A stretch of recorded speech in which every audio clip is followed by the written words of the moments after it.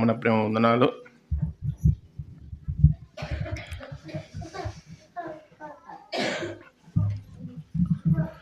మీ మధ్యకు పిలవకుండా వచ్చినాను, దయచేసి క్షమించండి.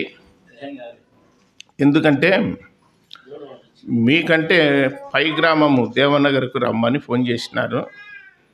అక్కడ 10 గంటలకు ఆరాధన అని చెప్పినారు. అందుకని మార్గములో పలుకూరు ఉంది కదా, 7 గంటలకి ఆరాధన అని చెప్పి సంఘ పెద్దలు యనాథాన్ గారికి ఫోన్ చేసినాను. ఇట్లా మీ ఊరికి వస్తున్నాను అక్కడ అని చెప్తే సరేలేమ్మని చెప్పినాడు. మంచిది. దేవుని వాక్యంలో నుండి నిర్గమాకాండము 2వ అధ్యాయం. నిర్గమాకాండము 2వ అధ్యాయం 15వ వచనం నుండి చదువుతున్నా. ఫరో ఆ సంగతి విని మోషేను సంపజూచిన గాని మోషే ఫరో ఎదుటి నుండి పారిపోయి మిద్యాను దేశంలో నిలిచిపోయి ఒక బావి యొద్ద కూర్చుండాను. మిద్యాను యాజకునికి 7 కుమార్తెలు ఉండిరి. వారు వచ్చి తమ తండ్రి మందకు పెట్టుటకు నీళ్లు చేది తొట్లను నింపుచుండగా మందకాపరులు వచ్చి వారిని తోలివేసిరి. అప్పుడు మోషే లేచి వారికి సహాయం చేసి మందకు నీళ్లు పెట్టాను. వారు తమ తండ్రి అయిన రఘుయుల నొద్దకు వచ్చినప్పుడు అతడు, నేడు మీరింత త్వరగా ఎట్లు వచ్చితిరి అనేను. అందుకు వారు, ఐగుప్తీయుడు ఒకడు మందకాపరుల చేతిలో నుండి మమ్మను తప్పించి ఒడిగా నీళ్లు చేది మన మందకు పెట్టెననగా అతడు తన కుమార్తెలతో, అతడెక్కడ, ఆ మనుషుని ఎలా విడిచి వచ్చితిరి? భోజనమునకు అతన్ని పిలుచుకొని రండెనెను. మోషే ఆ మనుషునితో నివసించుటకు సమ్మతించెను. అతడు తన కుమార్తె అయిన సిపోరాను మోషేకి ఇచ్చెను. ఆమె ఒక కుమారుని కనినప్పుడు మోషే, నేను అన్య దేశములో పరదేశినై ఇంటుననుకొని వానికి గెర్షోము అని పేరు పెట్టాను. చిన్న మాట ప్రార్థన చేద్దాం. పరలోకపు తండ్రి, మహిమగల దేవ, యేసు ప్రభువా, సర్వాధికారి, సర్వలోకమునకు రక్షకుడా, ప్రాణనాథుడా, సజీవుడా, జీవమగల దేవ, మీ పాదములకు వేలాది స్తోత్రాలు, స్తుతులు, నమస్కారములు, కృతజ్ఞతాస్తుతులు చెల్లిస్తున్నాం. మమ్మల్ని అందరినీ ప్రేమించి సజీవులుగా ఉంచి సజీవుడైన మిమ్మలను ఆత్మతో సత్యముతో ఆరాధించే భాగ్యము పలుకురు స్థానిక సంఘములో ఇచ్చినందుకు స్తోత్రాలు చెల్లిస్తున్నాం.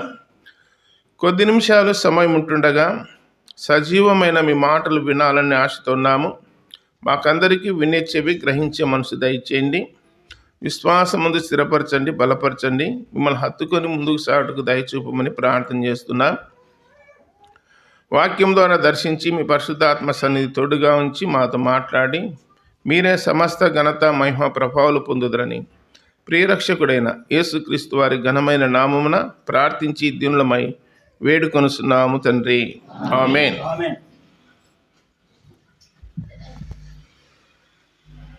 మన అంశం ఏమిటంటే, చదువుకున్న వాక్య భాగంలో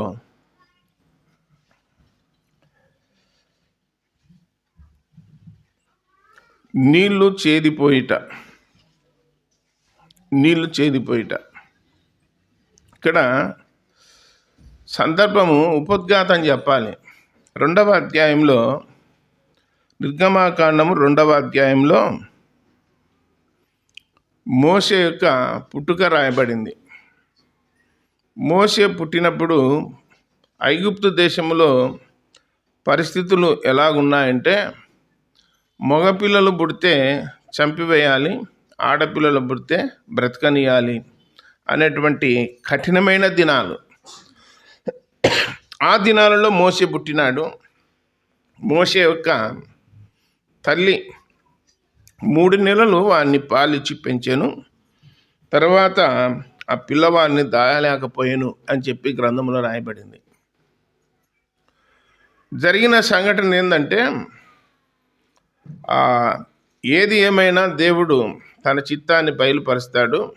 మనం ఏం చేయలేమని చెప్పి మరి అమ్రాము యొకోబేదు మోషే యొక్క తల్లిదండ్రులు మాట్లాడుకొని ఆ పిల్లవాడిని ఒక జమ్ము పెట్టెలో పెట్టి నైల్ నది ఒడ్డున ఉంచినారని చెప్పి గ్రంథంలో రాయబడింది.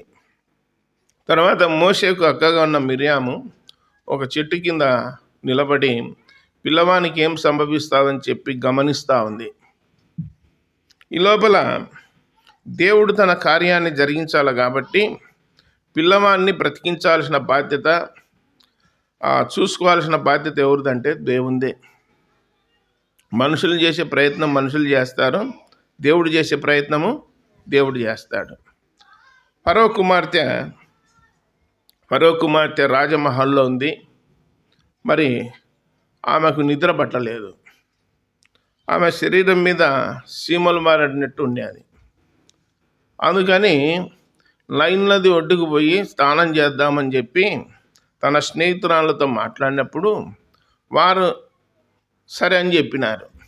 అప్పుడు ఫరో కుమార్తె మరి నైల్ నది ఒడ్డుకు తన స్నేహితురాళ్ళతో కలిసి వచ్చిందని చెప్పి గ్రంథంలో రాయబడింది. ఏం పని మీద ఆమె లేచి రాజమహల్లో అంతఃపురంలో ఉన్న ఫరో యొక్క కుమార్తె మరి ఏం పని మీద నైల్ నది ఒడ్డుకు వచ్చిందంటే దేవుడే పంపించినాడు. ఆమె శరీరం మీద సీమలు పారేటట్లు చేసింది దేవుడే. ఆమెను లేపి నైల్ నది ఒడ్డుకు పిలుచుకొని వచ్చింది దేవుడే, మనుషులు కాదు. తర్వాత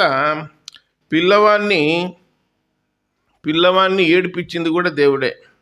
గట్టిగా గిచ్చినాడు దేవుడే, ఏడుస్తున్నావని. ఫరో కుమార్తె వచ్చింది కదా, ఏడుపు వినపడితేనే కదా గమనించేది. అప్పుడు ఎవరో పిల్లోడు ఏడుస్తూ ఉన్నాడు, పోయి చూడు పొండి అన్నప్పుడు స్నేహితురాలు జమ్ము పెట్టి ఎత్తుకొచ్చి చూసినారు. జమ్ము పెట్టెలు ఎవరున్నారు? మోషే పిల్లవాడు ఉన్నాడు.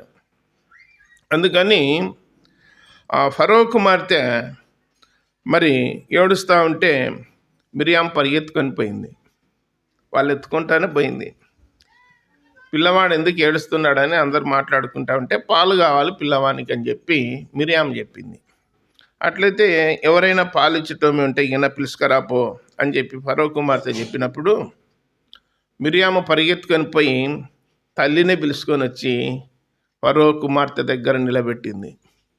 ఫరో కుమార్తె అనింది, ఈ పిల్లవాడిని పాలిచ్చి పెంచు, నేను నీకు జీతం ఇస్తా అని చెప్పినప్పుడు సరే అని ఒప్పుకున్నది. మొత్తం మీద దేవుడు మరలా తిరిగి పిల్లవాడిని ఎక్కడ చేర్చినాడు? అట్లుంటుంది దేవుడు చేసే కార్యం. మనం సొంత ఆలోచన చేస్తే ఫెయిల్యూర్ అవుతాయి. దేవుడు చేసే కార్యాలు గొప్ప కార్యాలు, అవి ఆశ్చర్య కార్యాలు అని రాయబడింది. నైల్ నది ఒడ్డున మొసళ్ళు ఉన్నాయి. నైల్ నదిలో ఏముంటాయి తెలిసిన? మొసళ్ళు ఉంటాయి. మీరు నేషనల్ జియోగ్రఫీ కానీ అనిమల్ ప్లానెట్ కానీ అలాంటి ఛానల్స్లో చూస్తే అడవిలో ఉన్నటువంటి బర్రెలు నది దాటుతూ ఉంటాయి. జీబ్రాలు, గాడిదలు ఇవన్నీ నది దాటుతూ ఉంటే మొసళ్ళు దొరికినట్టు పట్టేస్తాయి. నైల్ నదిలో మొసళ్ళు ఉన్నాయన్నమాట. మొసళ్ళు తినాలని చెప్పి మరి మగపిల్లలను పుట్టినప్పుడు ఐగుప్తు దేశంలో తీసుకుపోయి నైల్ నదిలో వేస్తే ఒక్కసారిగా మింగేస్తాయి మొసళ్ళు. ఎందుకు అట్లా వేస్తున్నారంటే నైల్ నదిలో ఉన్న నీటికి దేవత అని పేరు పెట్టినారు. ఐగుప్తు దేశంలో ఉన్న వారికి ఫరో రాజు దండోరేయించి చెప్పింది ఏమిటంటే మగపిల్లలు పుడితే నైల్ నదిలో వేయండి, దేవత కోరుకునేదని చెప్పినాడు. అందుకని నైల్ నది ఒడ్డిన మోషేను కూడా పెట్టినారు. దేవుడు మొసళ్ళ యొక్క నోట్లో పడకుండా మోషేను కాపాడినాడు. తర్వాత తిరిగి తల్లి ఒడిలోనే చేర్చినాడు. తర్వాత పిల్లవాడు పెద్దవాడైనాక పాలు విడిచిన తర్వాత ఫరో కుమార్తె దగ్గరికి ఆ పిల్లవాడిని తీసుకొని పోయి మోషే తల్లి అప్పగించింది. 40 ఏండ్లు రాజ అంతఃపురములో ఉన్నాడు మోషే. అప్పుడు ఫరో యొక్క కుమార్తె మోషేకు ఏమని పేరు పెట్టింది? మోషే అనే పేరు పెట్టింది ఎవరు? ఫరో కుమార్తెనే. మోషే అనే పేరుకి అర్థం ఏంటి? నీటిలో నుండి తీయబడినవాడు అని. నీటిలో నుండి తీయబడినవాడంటే వాక్యంలో నుండి తీయబడినవాడు అని. నీరు దేనికి సాదృశ్యంగా ఉంది? వాక్యానికి. అంటే వాక్యంలో నుండి పుట్టినవాడెవరు? మోషే. ప్రార్థన ద్వారా పుట్టినవాడెవరు? సమూయేలు. యెహోవాను అడిగి తిని అని సమూయేలుని ప్రార్థన ద్వారా పుట్టినవాడు సమూయేలు. నీటిలో నుండి తీయబడినవాడు మోషే. మరి మన ప్రభు అయిన యేసుక్రీస్తు ఎక్కడి నుండి వచ్చినాడు? తెలియదా మీకు? ప్రభు అయిన యేసుక్రీస్తు ఎక్కడి నుండి వచ్చినాడు? పరలోకం నుండి వచ్చినాడు. ఆదాము ఎక్కడి నుండి వచ్చినాడు? మట్టిలో నుండి వచ్చినాడు. మోషే నీటిలో నుండి వచ్చినాడు. సమూయేలు ప్రార్థన ద్వారా వచ్చినాడు. యేసుప్రభు పరలోకం నుండి వచ్చినాడు. ఆదాము మట్టిలో నుండి వచ్చినాడు. మనం ఎక్కడి నుండి వచ్చినామంటే మట్టిలో నుండి వచ్చినాం. మనం మట్టిలో నుండి వచ్చిన వారము మనం ఎక్కడ చేరాలి? పరలోకం చేరాలి. యేసుప్రభు పరలోకం నుండి ఎక్కడికి వచ్చినాడు? భూలోకానికి వచ్చినాడు. భూలోకంలో ఉన్న వారిని ఎక్కడ తీసుకుపోవాలి? పరలోకం తీసుకుపోవాలి. చాలా సులువైన పద్ధతిలో దేవుడు తన పరిశుద్ధ గ్రంథాన్ని మన చేతికి ఇచ్చినాడు. సరే, ఇప్పుడు మన 15వ వచనంలో ఏమని రాయబడిందంటే, ఫరో ఆ సంగతి విని మోషేను చంపజూచెను అని రాయబడింది. ఎందుకు ఆ సంగతి విని అంటే, మోషేకు 40 ఏండ్లు వచ్చిన తర్వాత తన ప్రజలను వారి భారములను చూడవెళ్ళెను అని రాయబడింది. అపోస్తుల కార్యములు 7వ అధ్యాయము 22 నుండి చదివితే అక్కడ రాయబడింది. ఏమనంటే, మోషే పెద్దవాడైనప్పుడు తన ప్రజల యొక్క బాగోగులు క్షేమ సమాచారం తెలుసుకోవడానికి ఐగుప్తు దేశంలో బయలుదేరినాడు. దారిన వెళ్తా ఉంటే ఇద్దరు యవనస్తులు కొట్లాడుకుంటా ఉన్నారు. ఇద్దరు యవనస్తులు కొట్లాడుకుంటా ఉంటే ఒకడు ఐగుప్తీయుడు, ఒకడు హెబ్రీయుడు, ఇశ్రాయేలీయుడు. ఆ హెబ్రీని పక్కకు తప్పించి ఐగుప్తీయుని కొట్టి చంపి ఇసుకలో బూడ్చిపెట్టినాడని రాయబడింది. ఇసుకలో బూడ్చిపెట్టినాడు. మోషే చనిపోయినప్పుడు ఎక్కడ బూడ్చిపెట్టినారో తెలుసా మీకు? దైవ గ్రంథంలో రాయబడిన ప్రతి మాట సత్యము. నాకు వెళ్ళి చూడండి. మోషే ఐగుప్తుని చంపి ఎక్కడ బూడ్చిపెట్టినాడు? ఇసుకలో. మరి మోషే చనిపోయినప్పుడు ఎక్కడ బూడ్చిపెట్టబడినాడు? ఇసుకలోనే. మోయాబు ప్రాంతంలో మైదానం ఉంది. ఆ మైదానం అంతా ఇసుకలో బూడ్చిపెట్టినారు. ఇసుకలో బూడ్చిపెడితే గాలి కప్పేసింది ఇసుకను. ఇసుక తుఫాన్ అంటారు చూడు, అట్లా కప్పేసింది. ఎక్కడ బూడ్చిపెట్టినాము అన్న సంగతి కూడా వాళ్ళు తెలుసుకోలేకపోయినారు. ఆయన సమాధిని కనుక్కోలేకపోయినారని రాయబడింది. ఇసుకలో బూడ్చిపెట్టినప్పుడు ఇది పలాని స్థలములో ఉంటుంది అని చెప్పి మనము కనుక్కుంటామా? ఎడారిలో, ఇసుక ఎడారిలో వాళ్ళు కనుక్కోలేకపోయినారు. ఆ శరీరము దేవుడు తీసుకుపోయినాడని చెప్పి అపవాది మికాయేలు దూతతో మరి తర్కించినట్లుగా లేఖనాల్లో యూదా పత్రిక 1వ అధ్యాయం 7వ వచనంలో రాయబడింది. కాబట్టి సరే, ఐగుప్తుని కొట్టి చంపినాడు, హెబ్రీయుని కాపాడినాడు. అంటే హెబ్రీయుడు అంటే మనోడు, ఐగుప్తుడు మనోడు కాదని. తర్వాత ఇంకా కొంచెం దూరం పోయినాక 2వ రోజు 3వ రోజు ఇద్దరు ఇశ్రాయేలీలే ఇద్దరు హెబ్రీయులు పోట్లాడుకుంటున్నారు. 2 రోజులు ఉన్నాక అప్పుడు మోషే పోయి, ఎందుకురా మీరు పోట్లాడుకుంటున్నారు? ఇది పద్ధతి కాదు. మీరిద్దరు సహోదరులు, అట్లా కొట్టుకోకూడదు నాయన అన్నాడు. వారిలో ఒకడు ఏమన్నాడంటే, వెంటనే ఎవరా నువ్వు మాకు చెప్తున్నావు? నిన్న వాడిని ఐగుప్తుని ఇసుకలో కొట్టి చంపి బూడ్చిపెట్టినావు, నాకు తెలుదా అన్నాడు. అనేసరికి ఎవరు చూడలేదని నేను అనుకున్నా, వీనికి ఎవరు చెప్పినారు, ఎట్లా తెలిసింది అని చెప్పి భయపడినాడు. మోషే భయపడినాడు. ఈ నోట ఆ నోట పడి మొత్తం మీద ఎవరికి తెలిసింది చెప్పండి? ఫరోకు తెలిసింది. ఫరోకు తెలిసి ఊరుకుంటాడా? ఐగుప్తీయులకు రాజు ఫరో. ఇశ్రాయేలు ప్రజలు ఎవరు? బానిసలు. ఇశ్రాయేలు ప్రజలు బానిసలు. చూడండి, ఈ 2వ అధ్యాయము 23వ వచనములో, అలాగ అనేక దినములు జరిగిన మీదట ఐగుప్తు రాజు చనిపోయాను. ఇశ్రాయేలులు తాము చేయుచున్న వెట్టి పనుల నిమిత్తము నిట్టూర్పులు విడుచుచు మొరపెట్టుచు ఉండగా, తమ వెట్టి పనులను బట్టి వారు పెట్టిన మొర దేవుని యొద్దకు చేరెను. కాగా దేవుడు వారి మూలుగును విని అబ్రహాము, ఇసాకు, యాకోబులతో తాను చేసిన నిబంధన జ్ఞాపకం చేసుకొనెను. దేవుడు ఇశ్రాయేలును చూచెను, దేవుడు వారి యందు లక్ష్యముంచెను అని రాయబడి. వెట్టి పనులు చేసేటోళ్ళు, ఒక మాటలో చెప్పాలంటే మున్సిపాలిటీ ఉద్యోగం చేసేటోళ్ళు, కాలువలు తీసేటోళ్ళు, చెత్త ఎత్తుకుపోయేటోళ్ళు, ఆ కాలువలలో ఎత్తుకొని పోయేటోళ్ళు ఇశ్రాయేల్ ప్రజలు ఐగుప్తు దేశంలో వెట్టి పనులు చేసేవాళ్ళని రాయబడింది. ఎవరైనా చనిపోతే భూస్థాపనకు పోతుంటారు, సలకే పికాసి గంప తీసుకొని. వాళ్ళని ఏమంటారు? వాళ్ళను కూడా వెట్టి పనులు చేసేటోళ్ళే అంటారు. పల్లెలలో వెట్టెళ్ళు లేరు, గుంత తీయనికి అంటారు. తెలుసు కదా మీకు. కాబట్టి ఇలాంటి వెట్టి పనులు చేసేటువంటి వారు ఇశ్రాయేలు ప్రజలు. వాళ్ళకు విలువ లేదు.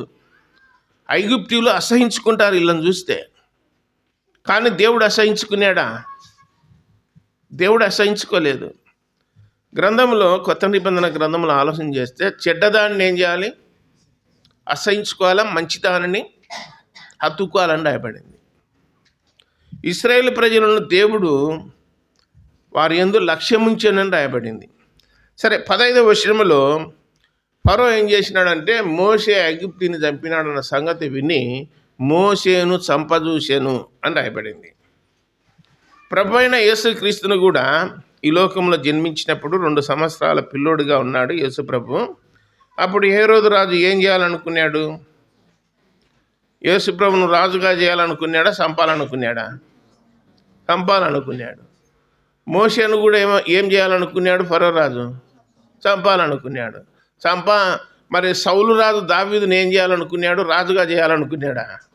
చంపాలనుకున్నాడు. చంపాలనుకున్నల్లా కాలగర్భంలో కలిసిపోయినారు. దేవుడు వారిని విడిపించి వారికి పేరు ప్రఖ్యాతులు తెచ్చినాడు, కీర్తి తెచ్చినాడని గ్రంథంలో చూస్తున్నాం. ఫరో మోషేను సంపజూసిన కానీ మోషే తప్పించుకొని పారిపోయినాడు. యేసు ప్రభును కూడా సంపజూసినారు. ఆయన అద్భుతాలు చేసేటప్పుడు, దేవాలయంలో బోధ చేసేటప్పుడు ఆయన అచ్చటి నుండి తప్పించుకొని పోయాను. ఆయన గలిలయకు వెళ్ళానని రాయబడింది. యూదయలో ఆయన సంచరించకుండా గలిలయలో పోయి బోధ చేయించుండని రాయబడింది. ఎందుకు అలా తప్పించుకొని పోయినా అంటే, ఆ సమయం వచ్చేంత వరకు ఆయన తప్పించుకోవాల్సిందే, ఆయనకు తెలుసు. కాబట్టి ఇక్కడ తప్పించుకొని వచ్చి ఒక మిద్యాను దేశానికి వచ్చి ఒక బావి యొద్ద కూర్చున్నాడు. మోషే ఎక్కడ కూర్చున్నాడు? బావి యొద్ద కూర్చున్నాడు. బావి దగ్గర కూర్చుంటే బావి లోపల ఏముంటాయి? ఉండవా నీళ్ళు? ఖచ్చితంగా ఉంటాయి. యోహాను సువార్త 4వ అధ్యాయంలో యేసు ప్రభు కూడా ఒక దినము సమరయ మార్గమున వెళ్ళవలసి వచ్చాను. అక్కడ యాకోబు యోసేపుకు ఒక బావి ఇచ్చినాడు. బాగా పరిష్కారంలో భాగంగా పొలంలో ఒక బావి వచ్చింది. ఎవరికి? యోసేపుకు. ఆ బావి యొద్ద యేసు ప్రభు నడిచి ప్రయాణం చేసి అలసి ఉన్న రీతిగా ఆ బావి యొద్ద కూర్చున్నాడని లేఖనాల్లో రాయబడింది. మోషే బావి యొద్ద కూర్చున్నాడు. యేసు ప్రభు కూడా ఎక్కడ కూర్చున్నాడు? బావి యొద్ద కూర్చున్నాడు. అసలు బావులు దేనికి? బావి అనేది దేనికి? ఇక్కడ గ్రంథంలో ఆదికాండం 26వ అధ్యాయంలో అబ్రహాము దేవుడు తనకిచ్చినటువంటి పొలాలలో, భూములలో బావులు త్రవ్వించినాడు. తన దగ్గర ఉన్నటువంటి జీతగాళ్ళకు చెప్పి బావులు త్రవ్వించినాడు. ఏ బావి త్రవ్వించినా కానీ ఇది మాది అని వచ్చన్నారు ఫిలిస్తీన్లు. ఇది మాది, ఇది మాది, ఇది మాది. అబ్రహాము ఏది త్రవ్వినా కానీ మా వెంటన్నారు. అబ్రహాము దినాల్లో భయం కలిగి ఫిలిస్తీన్లు ఉన్నారు. కానీ ఇస్సాకు వచ్చిన తర్వాత అబ్రహాము త్రవ్విన బావులన్నింటిని ఏం చేసినారు? ఫిలిస్తీన్లు ఏం చేసినారు? మన్ను పోసి బూడి చేసినారు. ఈ దినాల్లో అదే చేస్తున్నారు. తెలుసా మీకు? బావి అంటే సంఘము అని. సంఘములు ఏముండాలి? బావిలు ఏముండాలి? నీళ్ళు ఉండాలి. సంఘములు ఏముండాలి? వాక్యం ఉండాలి. సంఘములో వాక్యం ఉండాలి. వాక్యం ఏం చేస్తుంది? ప్రజలను వాక్యం ఏం చేస్తుంది? నీ వాక్యమే నన్ను బ్రతికించాను. నీళ్లు త్రాగితే మనుషులు బ్రతుకుతారా? బతకరా? పంచభూతాలలో నీళ్ళు ఒకటి, తెలుసు కదా. పంచభూతాలు అంటే ఏంటంటి? గాలి, నీరు, ఆకాశము, భూమి, అగ్ని. ఈ 5 ఉంటేనే మానవుడు బ్రతికేది. ఈ 5 ఏది లేకపోయినా ఏమవుతాడు? చస్తాడు. కాబట్టి మోషే బావి వద్ద కూర్చున్నాడు. యేసు ప్రభు కూడా ఎక్కడ కూర్చున్నాడు? బావి వద్ద కూర్చున్నాడు. మన నీళ్ళలోకి వచ్చింది కుండ తీసుకొని. యేసు ప్రభు నీళ్ళు అడిగినాడు. నీళ్ళు అడిగిన వాళ్ళు బైబిల్లో ఉన్నారు. నేను ఊరికి అట్లా క్లూ చెప్తాంట, మీరు ఆలోచన చేసుకోండి. బైబిల్లో నీళ్ళు అడిగినారు చాలామంది. భోజనం కాదు అడిగినది. మొదట ఏమడిగినారు? నీళ్ళు అడిగినారు. ఆదికాండం 18వ అధ్యాయంలో మమ్రే దగ్గర ఉన్న సింధూర వనంలో అబ్రహాము దగ్గరికి ఎవరు వచ్చినారు? దేవుడు వచ్చినాడు. అది మీరు నమ్మినా నమ్మకపోయినా నేను చెప్తున్నాను. తండ్రి, కుమారుడు, పరిశుద్ధాత్ముడు ముగ్గురు వచ్చినారు అబ్రహాం దగ్గరికి. ఇంకా ఒకళ్ళు వచ్చి ఒకళ్ళు పోకుండా ఉండడం మంచిది కాదు. ముగ్గురం మోదాం పని. ముగ్గురు వచ్చినారు మనకు అర్థమయ్యే భాషలో. ఇంకా కాళ్ళు కడుక్కోండి అని చెప్పి నీళ్ళు ఇచ్చి తాగి మంచం మీద కూర్చున్నారు. 1 గంట కల్లా మొత్తం సిద్ధం చేసినారు అని గ్రంథంలో రాయబడింది.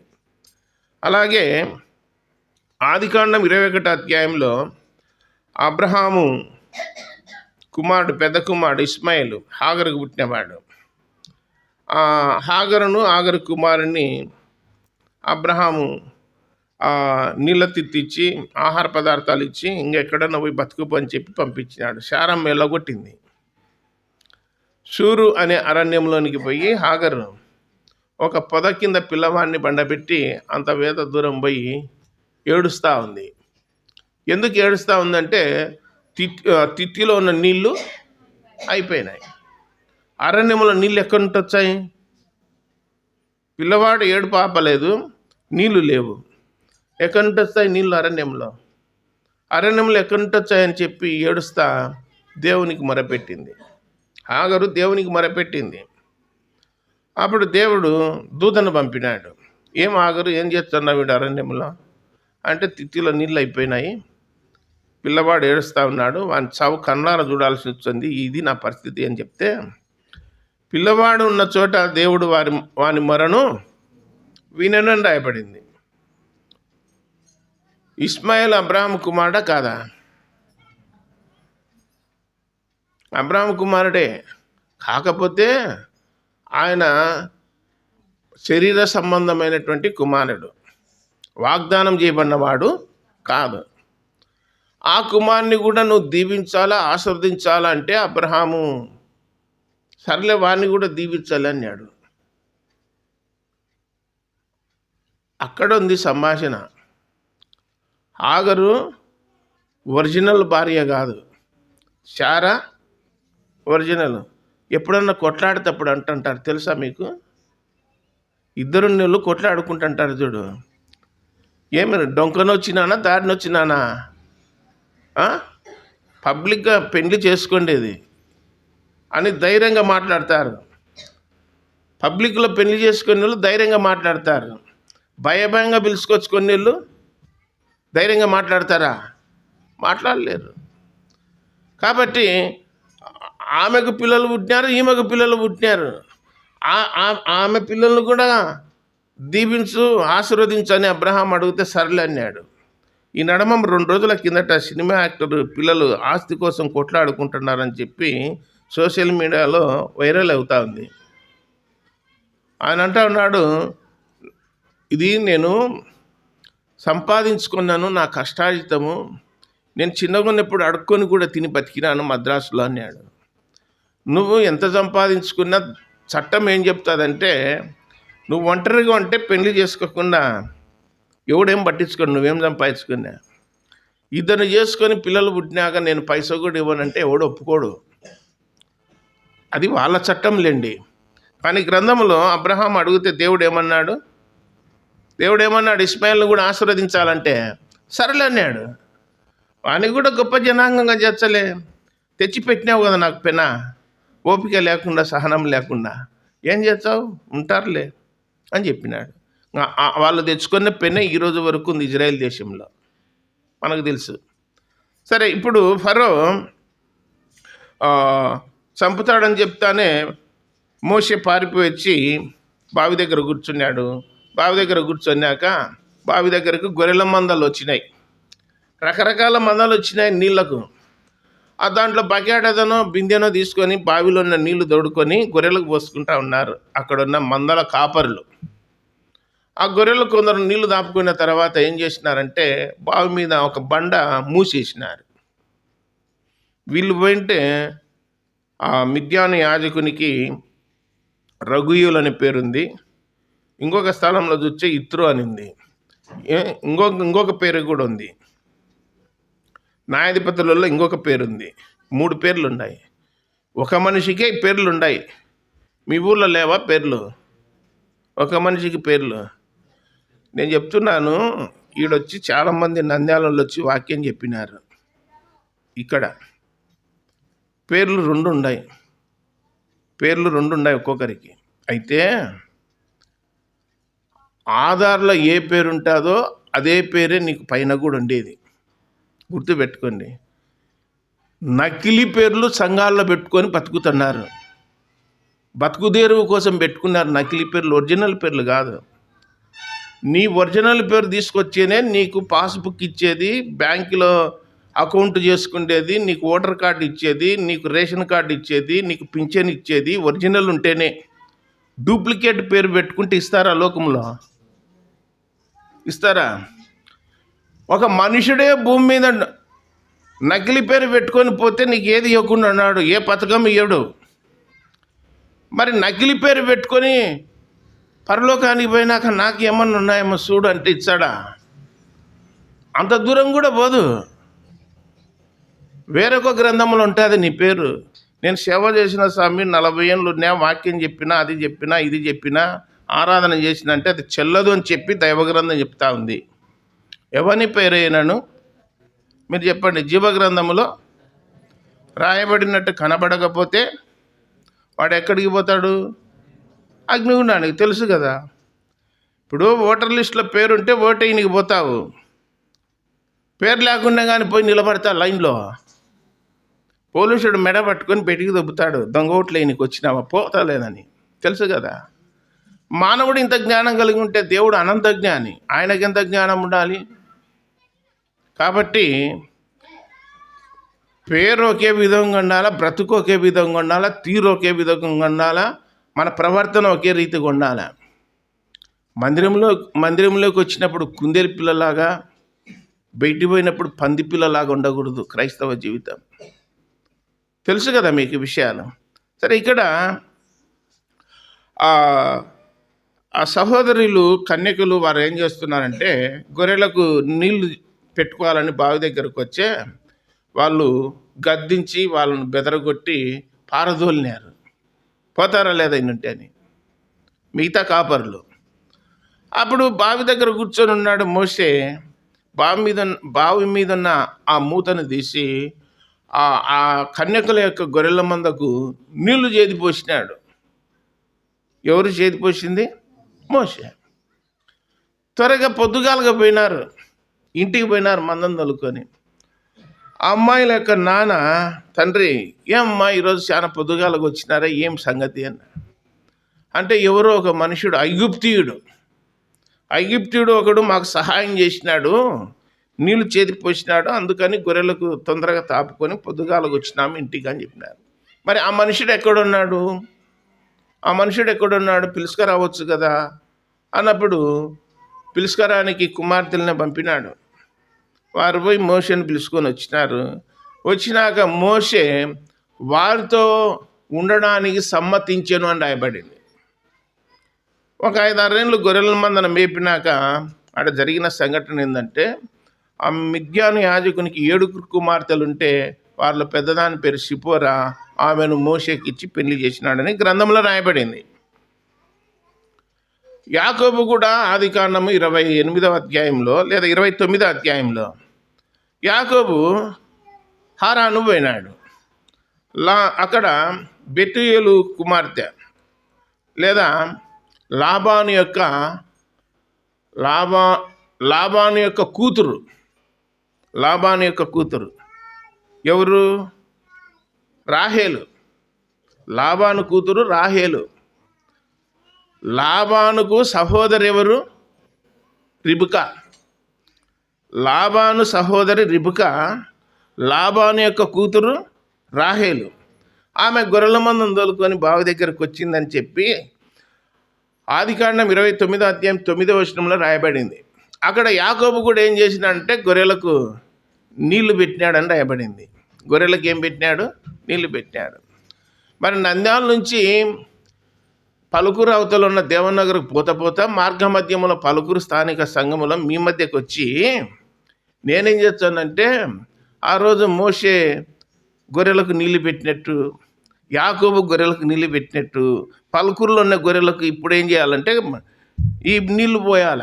ఈ నీళ్లను దేవుడు ఏమన్నా అంటే జీవజలం అన్నాడు. వాక్యాన్ని ఏమన్నాడు? జీవజలం అన్నాడు. ఇదే జీవాహారం అన్నాడు. మీరు పాలు చూసినారు ఎప్పుడన్నా? పాలు పెరుగు పెట్టుకుంటారు, టీ చేసుకుంటారు, పాలు తెలుసు కదా. పాలను చక్కెర వేసి అట్టనే 1 గంట సేపు మరగబెడితే ఏమవుతుంది? బరగొట్టి ఈనినప్పుడు మొదటి 3 రోజులు పాలు కాంచితే జున్ను అవుతుంది. అది అందరికీ తెలుసు. 3 రోజులే ముర్రుపాలు అంటారు, జున్ను అవుతుంది.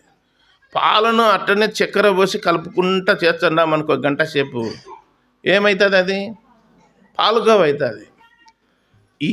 ఈ వాక్యం అనేది కూడా దీన్ని నీళ్ళలాగా జీవజలం అన్నాడు. జీవజలము ఎక్కువగా వేడి చేసినప్పుడు ఏమవుతుందంటే జీవాహారం అవుతుంది. పాలుకోవైనట్టు వాక్యం ఏమవుతుందంటే జీవాహారం అవుతుంది. వాక్యం జీవాహారం అవుతుంది. మామూలుగా ఉంటే జీవజలము, దాన్ని కాంచినప్పుడు ఏమవుతుంది? జీవాహారం అవుతుంది. మామూలుగా ఉంటే పాలు, దాన్ని కాంచినప్పుడు ఏమవుతుంది? పాలుకోవ అవుతుంది. ఇంకా రకరకాలుగా చేసుకోవచ్చు. దాన్ని పెరుగు చేసుకోవచ్చు, మజ్జిగ చేసుకోవచ్చు, వెన్న చేసుకోవచ్చు, దాన్ని మళ్ళీ నెయ్యి చేసుకోవచ్చు. వినయరెడ్డి సార్ ఉన్నప్పుడు చెప్పేటోడు ఏమంటాడంటే, నల్ల బర్రెకు పచ్చటి గడ్డి వచ్చే తెల్లటి పాలు ఇచ్చిందంట.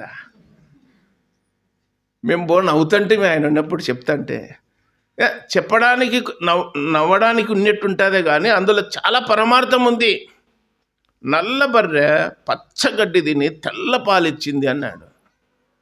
ఆ పాలల్లో మీగడ ఉంది, ఆ పాలల్లో మజ్జిగ ఉన్నాయి, ఆ పాలల్లో పెరుగుంది, ఆ పాలల్లో పాలుకో వస్తుంది అని రకరకాలుగా చెప్పినాడు. ఇన్ని పదార్థాలు తయారవుతాయి చూడన్నాడు. వాక్యాన్ని నువ్వు ఎట్లయినా మలుచుకోవచ్చు అన్నాడు. జుంటి తేనె ధారల కంటే మధురమైంది అన్నాడు. కాబట్టి సిపోరాను వివాహం చేసుకున్న తర్వాత అక్కడ మరి వారికి ఒక కుమారుడు పుట్టాడు. ఆ పిల్లవాని పేరు గెర్షోం అని చెప్పి పేరు రాయబడింది. తర్వాత మోషే పుట్టినప్పుడు 2వ అధ్యాయం 6వ వచనంలో ఫరో కుమార్తె దగ్గర ఉన్న స్నేహితురాలు ఏమన్నాడంటే, వీడు హెబ్రీల పిల్లల్లో ఒకడు అన్నారు. హెబ్రీల పిల్లల్లో ఒకడు జంబుపెట్టెలో ఉన్నాడని చెప్పినారు. తర్వాత ఇక్కడ ఏమంటున్నారంటే 17వ వచనంలో 18లో 2:18 నిర్గమాకాండంలో ఐగుప్తీయుడు ఒకడు అన్నాడు. హెబ్రీయుడు ఏమైనాడు? ఐగుప్తీయుడు అయినాడు. పుట్టినప్పుడు హెబ్రీయుడు, 40 ఏళ్ళ వయసు వచ్చినాక ఏమైనాడు? ఐగుప్తీయుడు. మళ్ళా ఐగుప్తీయుడు ఏం కావాలి? ఇప్పుడు హెబ్రీయుడు కావాలా? పుట్టినప్పుడు ఎక్కడున్నాం మనమంతా ఈ లోకములో పుట్టకముందు ఎక్కడున్నాం? పుట్టినప్పుడు కాదులేండి, పుట్టకముందు ఎక్కడున్నాం? బైబిల్ ఏం చెప్తుంది?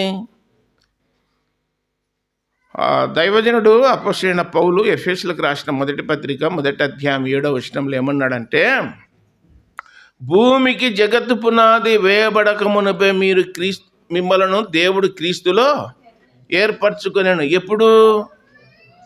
భూమికి జగత్ పునాది వేయబడక మునిపే పలుకురులో ఉన్న వాళ్ళు పలాని సంవత్సరము యేసు ప్రభువునందు విశ్వాసం ఉంచుతారు, వారు దేవుణ్ణి నమ్ముకుంటారు, వారు మందిరానికి వస్తారు, వారు సహవాసం చేస్తారు, వాళ్ళు దేవుణ్ణి ఆరాధిస్తారు, వాక్యం వింటారు, ప్రార్థన చేసుకుంటారు, పాటలు పాడతారు, కానుకలు ఇస్తారు, ఇదంతా చేస్తారు అని చెప్పి ఎప్పుడు నిర్ణయమైంది?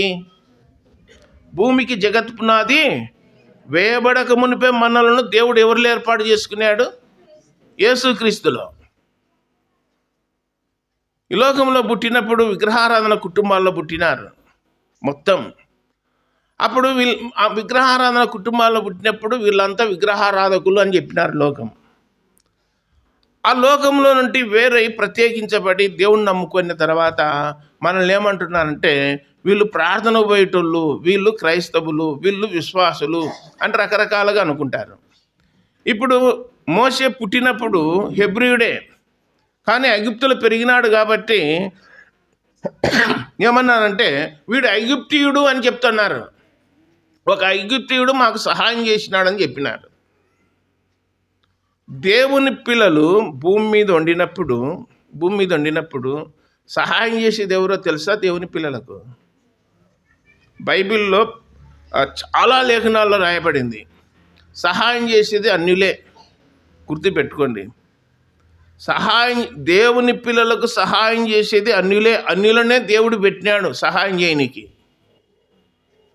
ఐగుప్తు దేశంలో 430 సంవత్సరాలు వెట్టి పని చేసి, వెట్టి చాకరీ చేసి బానిసలుగా ఉన్నారు ఇశ్రాయేలు ప్రజలు, మొత్తం 20 లక్షలు.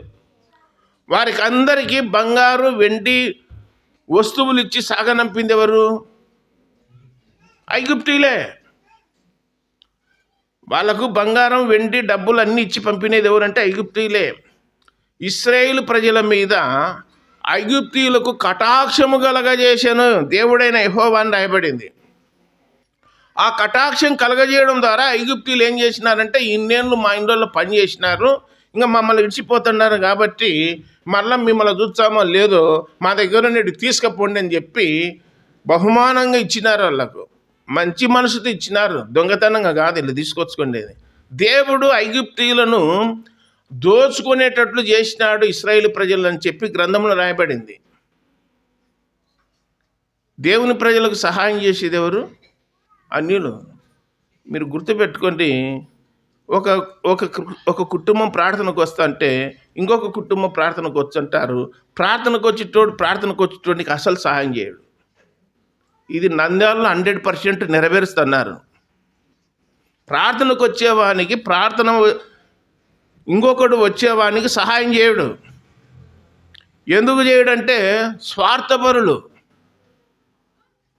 ఈ విధంగా చెప్తే దేవుడు వాక్యములో ఇలా రాయించినాడయ్యా, సహాయం చేయమని చెప్పినాడంటే నువ్వు ప్రార్థన చేస్తున్నావా వాక్యం చెప్తున్నా అని చెప్పి అడ్డు తరిగినాడు మీ ఊరైనే.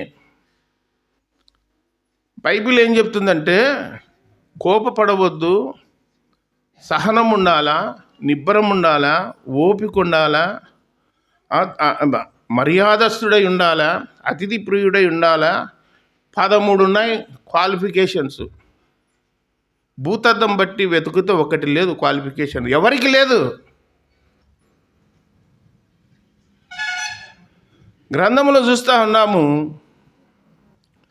ఈ ఐగుప్తీయుడు మిద్యానీయులకు ఏం చేసినాడు? నీళ్లు చేదిపోసి సహాయం చేసినాడని రాయబడింది. సహాయం చేసినాడు. ఎబినేజర్ అనే పేరుకు అర్థం ఏంటి? సహాయము, దేవుని సహాయము అని. ఆ పేరును బట్టి దేవ సహాయం అని పెట్టుకున్నారు పేర్లు. ఎబినేజర్ అంటే పైనుండి వచ్చు సహాయం అని చెప్పి మేము చిన్నగున్నప్పుడు పత్రికలు ఇచ్చేటోళ్ళు. యేసుప్రభు పత్రికలు పైనుండి సహాయం అని. ఇక్కడ సరే మోషే నీళ్ళు చేదిపోసినాడు, యాకోబు చేదిపోసినాడు. తర్వాత సమరయ గ్రామం దగ్గర యేసుప్రభుకు దాహం అవుతూ ఉంటే నీళ్ళు ఏమని అడిగినప్పుడు, అయ్యా ఈ బావి చాలా లోతైనది, నీ దగ్గర చేదాడు కూడా లేదు, నువ్వు ఎలా తాగుతావు, మీకు మాకు సాంగత్యం లేదు, పొత్తు లేదు అన్నప్పుడు అక్కడ నేను జీవజలం ఇస్తానన్నాడు. నేను ఇచ్చే నీళ్ళు త్రాగువాడు ఎన్నటికి దప్పికొనడు అన్నాడు. గ్రంథంలో చూస్తూ ఉన్నాం. మరి అక్కడ ఆమె ఊరిలోనికి పోయి నన్ను గురించి నా జీవితాన్ని గురించి చక్కగా వివరించి చెప్పినవాడు మెషయ కాడా అని చెప్పినప్పుడు ఊర్లో వాళ్ళనల్లా ఎవరి దగ్గరికి తోడుకొని వచ్చింది? ఊర్లో ఉన్న ప్రజలనల్లా ఎవరి దగ్గరికి తోలుకొని వచ్చింది? ఆమె సమరేశ్వరి యేసుప్రభు దగ్గరికి తోలుకొని వచ్చింది. మనం ఎవరి దగ్గరికి తోలకపోతాము? ప్రజలను, మీ ఇంట్లో ఉన్న పిల్లలను ఎప్పుడన్నా సెలవులు వచ్చే లేదంటే ఏదైనా పనులు ఉన్నప్పుడు ఎక్కడ తొలగిపోతారు? పొలంలోకి. పిల్లలకు సెలవు ఇచ్చినారనుకో, పనికి పోతాను, నాకు కూలి పనికి పోతే కూలి అని వచ్చాది, పొలానికి తొలగిపోతారు. తర్వాత పండగలకు తొలగిపోతారు. మందిరానికి తొలుకొని వచ్చారా? మందిరానికి తొలకొచ్చే బంగం గారు యేసుప్రభు 12 ఏళ్ల వయసులో ఉన్నప్పుడు తల్లిదండ్రులుగా ఉన్న మరియమ్మ యేసేపులు ఎక్కడ తొలకపోయినారు? యేసుప్రభును యెరూషలేము మందిరానికి తొలకొని పోయినారు పిల్లలను. అందుకే ఆయన పెద్దయిన ప్రకటన చేస్తూ సండే స్కూల్ పిల్లల్ని ఎక్కడ తొలకపోవాలా? సండే స్కూల్కి పంపండి అంటున్నాడు. కాబట్టి పుట్టినప్పుడు హెబ్రీయుడు, పెరిగినాక ఐగుప్తీయుడు. ఈ ఐగుప్తీయుడు మరలా గొర్రెల మందను కాస్తా ఉన్నాడు. 80 ఏళ్ళ వయసు. ఆ వయసులో దేవుడు వచ్చి మోషేతో మాట్లాడినాడు. ఏం చేస్తున్నావా ఎక్కడ అంటే, గొర్రెలు కాస్తాను. గొర్రెలు కాయడం మానుకో, ఇశ్రాయేలు ప్రజలు ఉన్నారు, వాడిని నువ్వు విడిపియాలా, వాడిని నడిపియాలా, వాడిని తోడుకొని నువ్వు ఎక్కడికి పోవాలంటే కనాను దేశం పోవాలా. తోడుకొని ఎక్కడ పోవాలా? 20 లక్షల జనాన్ని తోడుకొని ఎక్కడ పోవాలా? కనాను దేశం పోవాలా. మరి యేసుప్రభు ఎందుకు వచ్చినాడు? యేసుప్రభు ఎందుకు వచ్చినాడు? భూలోకంలో ఎవరున్నారు? ప్రజలున్నారు. ఈ ప్రజల్ని ఎక్కడ తోలుకొని పోవాలా? పరలోకం తోలుకొని పోవాలి. పరలోకం తోలుకొని పోవాలంటే దారి తెలిసినోడే కదా కావాల్సింది. దారి తెలియనోడు వచ్చి నేను తోలుకపోతారు రారు అంటున్నారు. లోకంలో నీళ్ళు దారి తెలియని వాళ్ళు, మార్గం తెలియని వాళ్ళు, లోకంలో ఉన్నవాళ్ళు, లోకంలో ఉన్న వాళ్ళంతా కూడా దారి తెలియని వాళ్ళు, మార్గం తెలియని వాళ్ళు. ఒకనికి సరైన వాని ఆలోచన సరైనదిగా కనపడుతుంది, తుదకు ఎక్కడికి నడిపిస్తుంది? సామెతలలో రాయబడింది, నాశనానికి లేదా మరణానికి నడిపిస్తుందని రాయబడింది. మరి యేసు ప్రభువును ఎవరైతే కనుక్కుంటారో, యేసు ప్రభువును కనుగొన్న వాళ్ళు దేన్ని కనుగొన్నట్టు? జీవమును. యేసు ప్రభువును కనుక్కుంటే జీవమును కనుగొనువాడని చెప్పి సామెతల గ్రంథం 8వ అధ్యాయం 35, 36, 34 వచనాల్లో రాయబడింది. నన్ను కనుగొనువాడు జీవమును కనుగొనును, నన్ను కనుగొనని వాడు తనకు తానే హాని చేసుకుని రాయబడింది.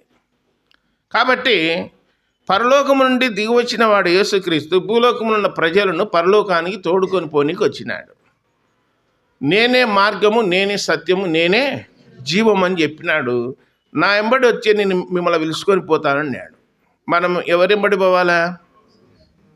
యేసు ప్రభు ఎంబడి పోవాలా. మనము మందెంబడి కాదు పోవాల్సింది, గుంపులో కాదు పోవాల్సింది. మనం పోవాల్సింది యేసు ప్రభు ఎంబడి పోవాలి. నా గొర్రెలు, చెప్పండి, నా గొర్రెలు నా స్వరం వినున్నాడా, మంది స్వరం వింటాయన్నాడా? యేసు ప్రభువుని నమ్ముకొని యేసు ప్రభు మాటలు వినాలా. యేసు ప్రభు మాటలు కాకుండా తిక్క తిక్క మాటలు చెప్తుంటే గొర్రెల్లాగా తలకాయ చెప్పుకుంటే అబ్బా భలే చెప్పినాడు అన్న లోకరామాన్యం అంతా తీసుకొచ్చి చెత్త చెదారం తీసుకొచ్చి ఈడ చెప్తా అంటే భలే చెప్పినాడన్నా అంటే ఏంటింది? దాంట్లో సారం ఏముండదు, పిండితే రసం కూడా వెళ్ళదు. గిద్యోను గొర్రెబొచ్చు విండింటే పాత్ర నిండిందంట, పాత్ర నిండిందని రాయబడింది. దావీదన్నాడు నా గిన్నె నిండి పొర్లుచున్నదన్నాడు. పలుకురు సంఘములో పొర్లాలనా ఎండిపోవాలనా? పొర్లాల నిండాల. నిండినవన్నీ ఒక తట్టు, ఖాళీవన్నీ ఒక తట్టు. అని లేఖనాల్లో చూస్తున్నాం. చాలా ఉన్నాయి అంశాలు. ఇక్కడ దైవ గ్రంథాన్ని పరిశీలన చేసినప్పుడు మోషే 80 ఏండ్ల వయసులో ఉన్నప్పుడు దేవుడు వచ్చి పిలిచినాడు. ఇశ్రాయేల్ ప్రజలను నువ్వు ఎక్కడ తోలుకపోవాలా? కనాను దేశం తోలుకపోవాలి. తోలుకపోవాలంటే ఊరికి అవుతుందా? ఆడున్నాడు సామాన్యుడా? ఐగుప్తులో ఉన్న ఫరోరాజు ప్రజలను ఇడిపియ్యా మేము తోలుకపోవాలంటే అంత స్వచ్ఛంగా వదిలిపెడతాడా? 430 ఏళ్ళు పెనేసుకొని పోయినారు ఐగుప్తీయులతో. మనం కూడా ఎట్లా తయారైనామంటే, నువ్వు ఎంత వాక్యం అన్నాను, ఎంత ఆదివారం వచ్చి ప్రార్థన చేయి, ఆ దేవుణ్ణి ఆరాధించు, వాక్యం ఇంతసేపే బాగుంటుంది, కానీ మరలా మన పని మనదే. యథా రాజా తజా ప్రజ. మళ్ళీ లోకం మీదనే మన మనసు అంతా పారాడుతుంటుంది. మనసు అంతా లోకం మీదనే. అది సంపాదించుకోవాలా, ఇది సంపాదించుకోవాలా, జనవరి వచ్చింది బంగారు కొనాలా, జనవరి వచ్చింది బట్టలు కొనాలా, ఇంకొక గని కొనాలా, ఇంకొక ట్రాక్టర్ కొనాలా, గని కొనాలా, పొలం కొనాలా, పెండి చేయాలా, ఇండ్లు కట్టాలా అని లోకం మీద అపలాజన కలిగి ఏదేమేమో చేస్తున్నాం. కానీ పలుకుర్లు ఉన్న వాళ్ళ దగ్గర అన్నీ సమృద్ధిగా ఉన్నాయి. ఇంకా రాను రోడ్డు ఏమవుతుందంటే ఇంకొక 2 అడుగులు పెరుగుతుంది. అది అప్పుడు దిగి రావాలన్నమాట. మెట్లు పెట్టుకొని మందిరంలోకి దిగి వచ్చినా పర్వాలేదన్నా, మాకు ఎన్నేళ్ళు నిట్టనుంటాము అనే కాటికి ఉన్నారంగా. అంత బాగుపడుతున్నాయి మొత్తం. చేపల్లో కూడా ఇట్టనే చెప్పినా నేను. చేపల్లో మందిరాలు ఎట్లున్నాయంటే హై క్లాస్గా ఉన్నాయి. పీఓపీ వేసుకొని లైటింగ్ సిస్టమ్ పెట్టుకొని నీట్గా పెట్టుకున్నారు. పెద్ద మందిరం అని పేరు పెట్టుకున్నారు. వీటికి కూడా 2-3 సార్లు వచ్చినాడు. వాక్యం చెప్ప ఆయనే ఆటంకం చేసినాడు. కాంపౌండ్ కట్టకుండా ఊర్లో ఉన్న దూడలు, కోళ్ళు, కుక్కలు అన్ని మందిరం కానే వండుకొని ఉంటాయి. అరవడిగా పెట్టుకున్నారు. ఎన్నిసార్లు చెప్పినా, ఇంతకుముందు చెప్పినాను, మళ్ళా చెప్తున్నాను, మతికొచ్చింది కాబట్టి దైవ గ్రంథాన్ని పరిశీలన చేసినప్పుడు నీళ్ళు అనే దాని గురించి వాక్యం అని చెప్పినాను. చివరిగా ఒక వచనం ఏమిటంటే 9:30 వరకు ఉండొచ్చునా? చెప్పండి, ఒక 10 నిమిషాలు. కొరింథీయులకు రాసిన మొదటి పత్రిక 3వ అధ్యాయంలో 6వ వచనంలో దైవజనుడు పౌలు అన్నాడు, నేను నాటి తిని, మిగతా చెప్పండి, నేను నాటి తిని అపోల్లో నీళ్లు పోసాను అని చెప్పి రాయబడి, వృద్ధి కలగజేయవాడు దేవుడు. సరే, ఈ వాక్యాన్ని అట్లా పెట్టండి. నేను నా గొర్రెలు నా స్వరము విను అని చెప్పిన కదా. ఇంకేనండి, ఇప్పుడు నిద్రపోకర్రి. ఇక్కడనే పాణ్యము బనపల్లె రోడ్డు ఉందా లేదా? మెయిన్ రోడ్డు మీకు అందుబాటులో చెప్తున్నాను. అందుబాటులో మీకు అర్థం కావాలని చెప్తున్నాను. ఈ నందివర్గంలో ఒక వ్యక్తి ఒక 20 గొర్రెలు కొనుక్కున్నాడు. 20 గొర్రెలు కొన్నాడు. 20 గొర్రెలు ఏం కొన్నాడంటే పాలు తాగే గొర్రె పిల్లలను కొన్నాడు. 20 గొర్రెలకు పేర్లు పెట్టుకున్నాడు. ఒక్కొక్క గొర్రెకు ఒక్కొక్క పేరు పెట్టుకున్నాడు. చిన్నప్పుడు అవి 2-3 ఏళ్ళు వచ్చేసరికి ఈ యజమానుడు ఏ పేరైతే పిలిచాడో ఆ గొర్రె ముందుకు వచ్చేది. పేరు పిలిచానే గొర్రె ముందుకు వచ్చేది అన్నమాట. పిలిచినాడని దానికి అర్థమైపోతుంది. పేరు కూడా మతికి అయిపోయింది గొర్రెకు. ఇట్లా 2-3 ఏళ్ళు సాకొన్నాక ఆ గొర్రెల దొడ్డిలో గొర్రెలను పెట్టి గేట్ వేసి బియ్యం వేసి నంద్యాలకు టౌన్లోకి పోయినాడు పనిపడి. ఆ గొర్రెల దొడ్డి వాళ్ళ ఇంటి పక్కనే ఎలుపట్టు ఉంది అన్నమాట. ఈ దారిన పోయేటోడు ఒక ట్రక్ వేసుకొని పోతా ఉండి ఆ గొర్రెలు అర్చన్నాయి దొడ్డిలో. అక్కడ ఇక్కడ చూసినాడు ఎండ పొద్దున, ఎవరు లేరు. ఇదే మంచి ఛాన్స్ అనుకొని వాడు ఏం చేసినాడంటే ట్రక్కులో 20 గొర్రెలను ఎక్కించుకొని బయలుదేరిపోయినాడు. ఇంకెవరు గమనించలే అవి. తర్వాత 3 గంటలకల్లా నంద్యాల నుంచి వచ్చినాడు ఆ గొర్రెల యజమానుడు.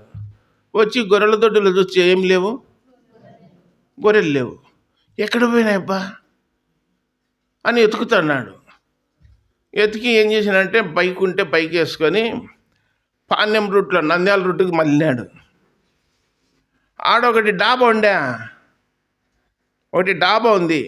టీ తాగానికి వాళ్ళు ఏం చేసినారంటే గొర్రెల్ని ఎత్తుకపోయిన వాళ్ళు ఆ ట్రక్ పక్కన ఆపి టీ తాగుతున్నారు. గొర్రెల అరుపు వినపడింది ట్రక్కులో ఇతనికి, బైక్ మీద పోయేటానికి. వెంటనే బండి ఆపి గొర్రెల కాటికి పోయినాడు. పోయి ఆడ ట్రాలీ ఎక్కి చూసినాడు, ట్రక్కును ఎక్కి చూసినాడు. చూచి ఆయన గొర్రెలే.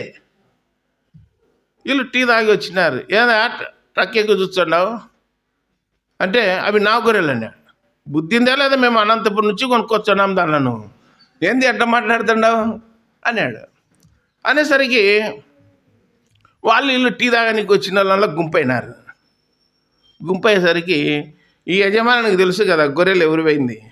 వెంటనే చెప్పినాడు, దాని డోర్ వెనక డోర్ తెరిసర్రి, నేను పేరు పెట్టి పిలుచానే అవి వచ్చాయి రాబో చూడర్రి అంటానే. సరే చూద్దాం, ముందు ఆ డోర్ ఎత్తారా ముందు అన్నాడు. అంటే ఒక్కొక్క దానికి పేరు పెట్టి పిలిచినాడు. పేరు పెట్టి పిలిచానే 20 గొర్రెలు వచ్చినాయి. వాళ్ళు ఏం చేసినారు, ఇంకా టీ తాగుతున్నారు కదా, ఇంకా అందరూ జనం అంతా చుట్టుకొని తలా కేటు కొడుతున్నారు. దొంగలని ఎత్తుకపోయిన వాళ్ళను కొడుతున్నారు. బైబిల్లో నా గొర్రెలు నా స్వరం వినును, నేను వాటికి పేరు పెట్టి పిలిచినానన్నాడు. పేరు పెట్టి పిలిచిన అన్నాడు దేవుడు.